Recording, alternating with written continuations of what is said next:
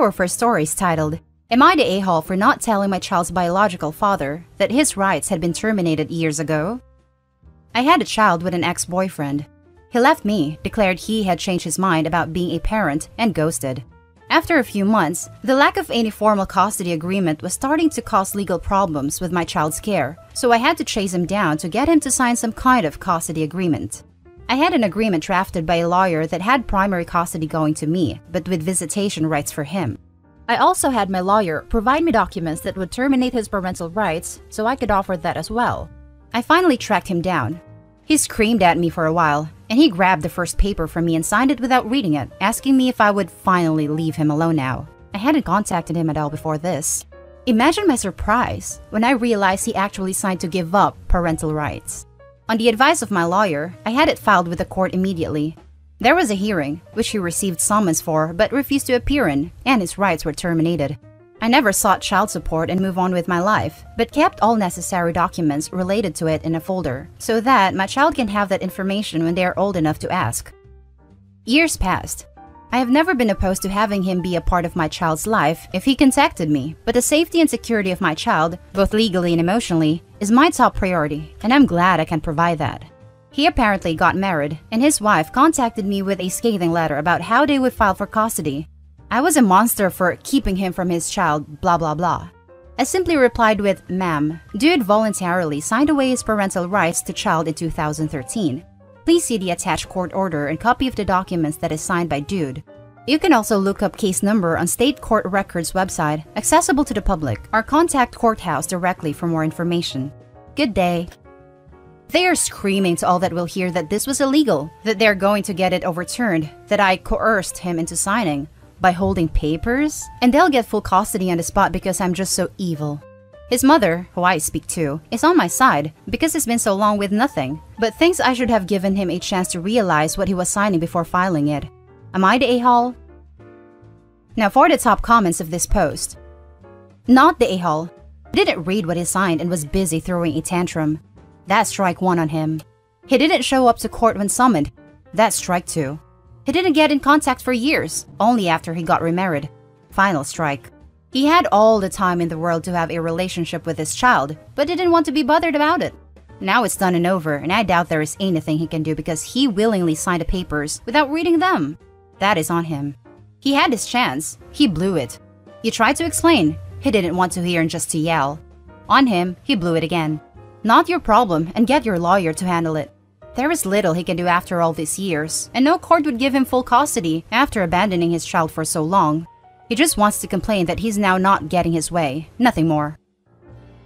I think strike three should be counted double since it was actually his wife contacting OP. This is beyond ridiculous. Get a lawyer and enjoy the ride. It probably won't be pretty, but that's not on you. You're doing good avoiding them, especially for the sake of your child, not the a-hole. Seriously. He's definitely been telling his wife some crap to make himself look better. Dude signed the papers and refused to appear in court when summoned. No judge is ever going to rule in their favor. His new wife should be taking a long, hard look at the situation and question whether she should really be pursuing a future with him. In any case, you sought to do right by your child, not the a-hole. Not to mention how many years it's been since he signed it and ignored a court order. He, or his wife, can run around screaming it's a mistake. But the first question anyone is going to ask is, what took you so long?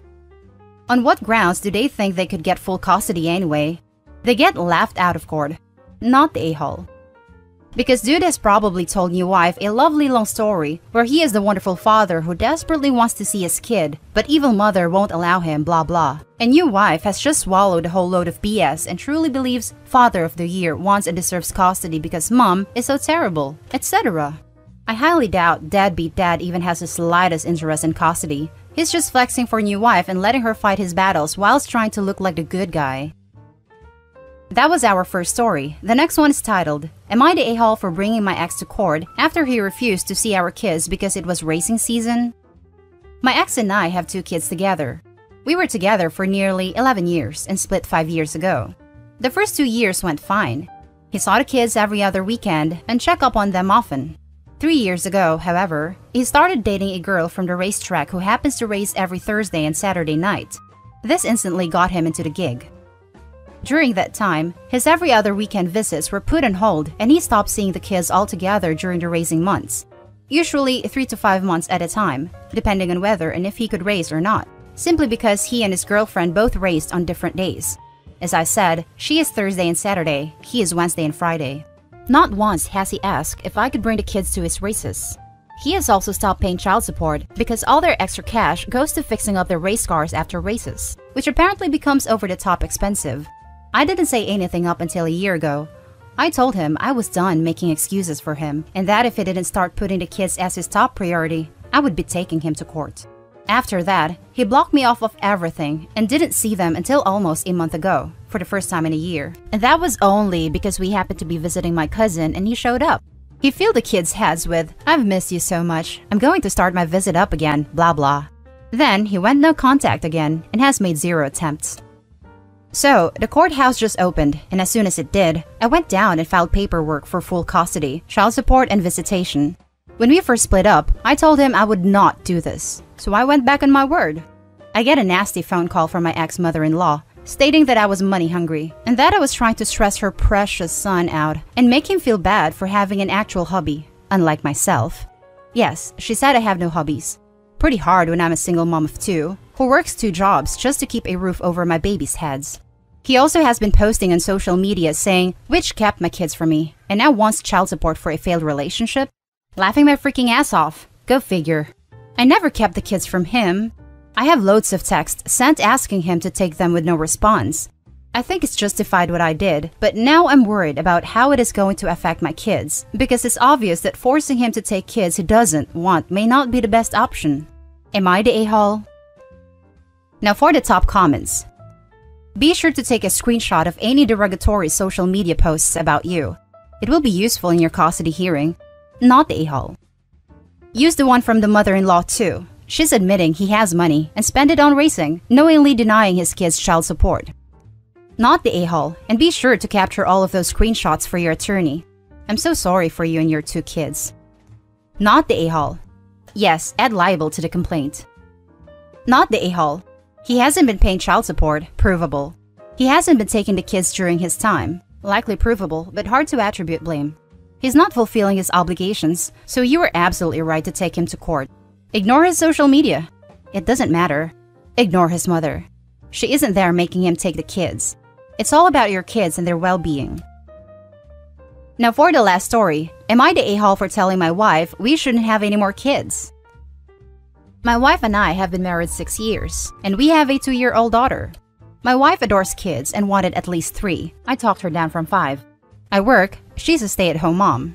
We started trying for a baby a little over a year into marriage. There were 2 miscarriages before our daughter.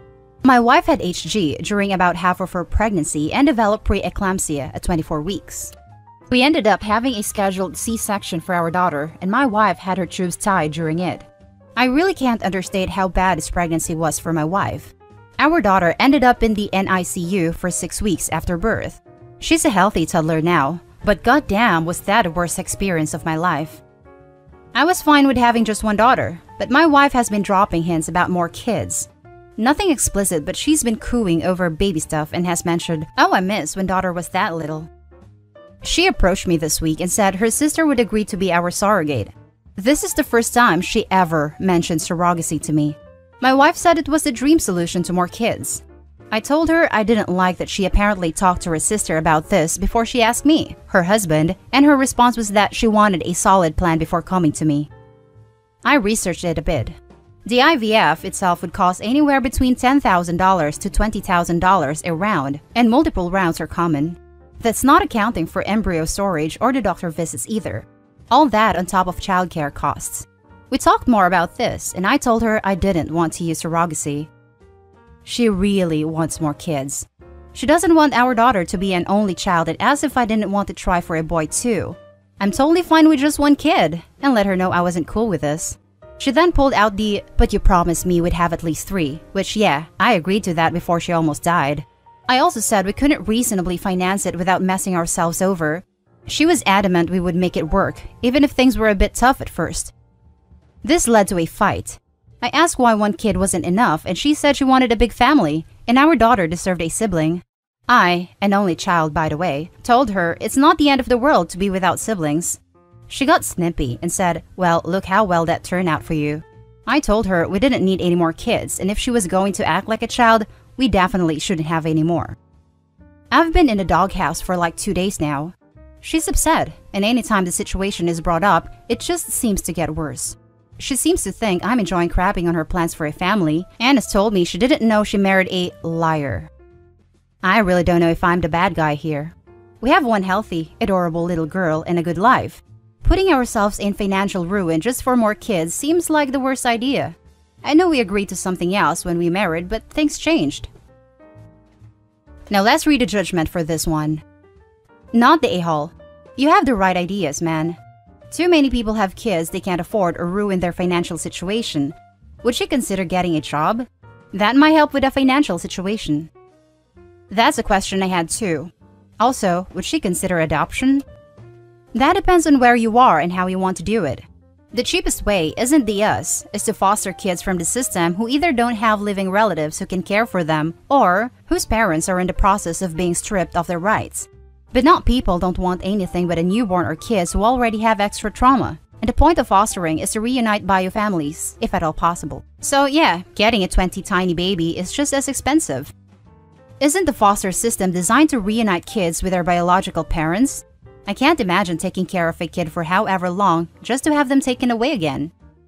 No a-holes here. It must be very hard for her not to be able to have her own kids after spending her life dreaming of a big family. But she has clearly spent time thinking and planning this. Well, this is the first you've thought about it, so you were caught off guard, and it's natural to have practical concerns. Couples counseling and financial counseling might be really beneficial for you two to sort through your feelings and plans on this. I think she is an a-hole for talking to her sister about being a surrogate before even talking to her husband. OP is absolutely in his right to not want to be in financial risky situation. Not the a-hole. You are allowed to change your mind and you shouldn't have kids if you don't want to. But I don't think she's the a-hole either, even if she leaves. She married you believing you both wanted 3 kids, and now things have changed. And those are the stories for this video, folks. Share us your thoughts in the comment section below. And if you enjoyed the content, hit like and subscribe and turn on the notification bell to get updated on the latest videos. I'll catch you in the next one. Stay safe.